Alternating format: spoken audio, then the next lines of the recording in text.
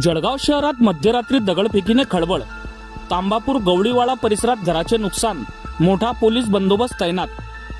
जळगाव शहरातील तांबापुरा येथील बिस्मिल्ला चौक ते गवळीवाडा परिसरात गुरुवारी मध्यरात्री सुमारे 1 वाजेच्या सुमारास अचानक दगडफेकीची घटना घडली. या घटनेत एका घराचे मोठे नुकसान झाले असून परिसरात भीतीचे वातावरण निर्माण झाले आहे. घटनेची माहिती मिळताच पोलीस प्रशासन तातडीने घटनास्थळी दाखल झाले.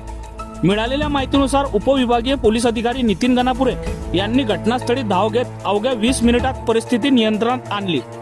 सध्या MIDC पोलीस ठाण्याचे कर्मचारी घटनास्थळी तैनात असून परिसरात मोठा पोलीस बंदोबस्त ठेवण्यात आला आहे. तसेच संपूर्ण परिसर कडक नजर ठेवण्यात येत आहे. स्थानिक नागरिकांनी परिसरात वाढत्या अवैध दारू विक्री आणि नशेखोरीमुळे अशा घटना घडत असल्याचा आरोप केला आहे. मात्र दगडफेकील मागील नेमके कारण अद्याप स्पष्ट झाले नसून पोलिसांकडून तपास सुरू आहे. सूत्रांकडून मिळालेल्या माहितीनुसार या दगडफेकीत एका वरिष्ठ अधिकाऱ्यांवरही दगड झाल्याची चर्चा आहे. मात्र याबाबत अधिकृत दुजोरा मिळालेला नाही.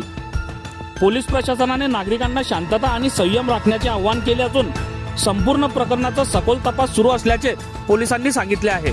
बघत रहा MH19 न्यूज. मुख्य संपादक श्रीकांत वानखेडे सोबत ब्युरो चीफ जोएब सय्यद, जळगाव जिल्हा, महाराष्ट्र.